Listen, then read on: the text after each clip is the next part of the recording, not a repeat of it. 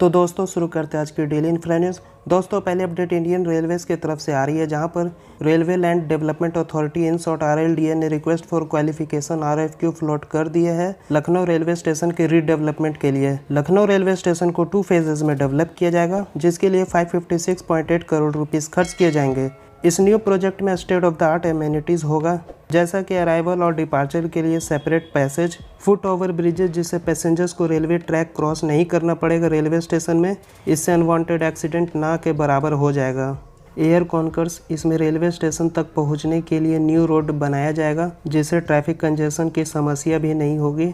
Escalator and lifts, conductive facilities available किया जाएगा specially abled travellers के लिए, जिसमें व्हील चेयर के लिए स्पेशली पाथवे बिल्ड किया जाएगा।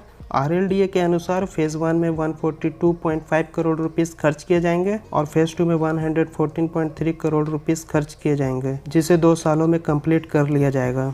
दोस्तों अगली अपडेट नॉर्वेजियन फर्म स्लैटेक कंपनी की तरफ से आ रही है, जहां पर स्लैटेक ने इंडिया सोलर डेवलपर ACME के साथ पार्टनरशिप किया है राजस्थान में 900 मेगावाट का सोलर पावर प्लांट को सेटअप करने के लिए। प्रोजेक्ट को 25 ईयर्स के लिए पावर परचेज एग्रीमेंट के तहत solar energy corporation of India in short ACCI से होल्ड करेगी। इस न्यू पावर प्लांट को बनाने में $400 मिलियन खर्च किए जाएंगे, जिसके लिए 75% इंडियन कंपनी खर्च करेगी। एक बार फुली ऑपरेशनल होने के बाद इस प्लांट से 1600 मेगावाट तक प्रोडक्शन किया जाएगा।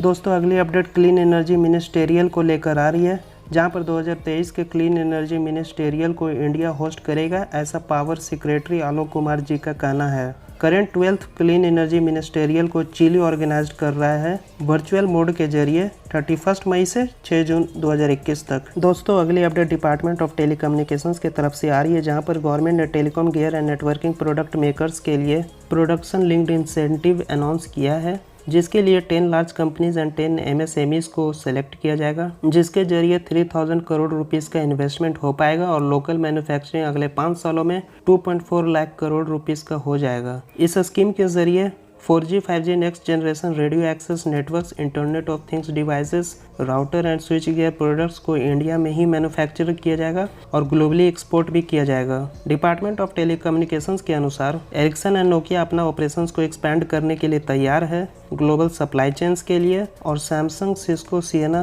के साथ engineering manufacturing services companies like Jabil USA, Foxconn Taiwan, Sanmina USA, Flex USA ने इंडिया में मैन्युफैक्चरिंग यूनिट्स को सेटअप करने के लिए भी इंटरेस्ट दिखाया है। दोस्तों अगली अपडेट जियो गूगल के बजट स्मार्टफोन को लेकर आ रही है, जहां पर रिलायंस इंडस्ट्रीज दिवाली से पहले अपना बजट स्मार्टफोन को लॉन्च कर सकती है इंडियन मार्केट में। कंपनी के अनुसार फोन का कंपोनेंट्स के लिए टाटा इलेक्ट्रॉनिक्स से आउटसोर्स किया जाएगा। जियो के इस न्यू स्मार्टफोन को $50 के बिलो प्राइस पे लॉन्च किया जाएगा। दोस्तों अगली अपडेट सॉफ्टबैंक कंपनी की तरफ से आ रही है, जहाँ पर सॉफ्टबैंक $600 to $700 मिलियन फ्लिपकार्ट में इन्वेस्ट करने का प्लान कर रही है इंडियन ई-कॉमर्स मार्केट को देखते हुए। तो दोस्तों यही था आज का डेली इंफ्रा न्यूज़। आपको वीडियो पसंद आया तो चैनल को सब्सक्राइब करें और पास के बेल आइकन को क्लिक कर दें, ताकि जब भी मैं कोई न्यू वीडियो अपलोड करूं तो आपको उसका नोटिफिकेशन तुरंत मिल जाए। लाइक करें दोस्तों वीडियो को, शेयर करें अपने फ्रेंड के साथ, ऐसे इन्फॉर्मेटिव और नॉलेजेबल वीडियो हर किसी तक पहुँचे। कमेंट करें दोस्तों आपको किस टॉपिक पर वीडियो देखना है या मैं अपने वीडियो में और क्या इम्प्रूव कर सकता हूँ। तो मिलते हैं दोस्तों कल फिर एक न्यू डेली इंफ्रा न्यूज़ के साथ। जय हिंद।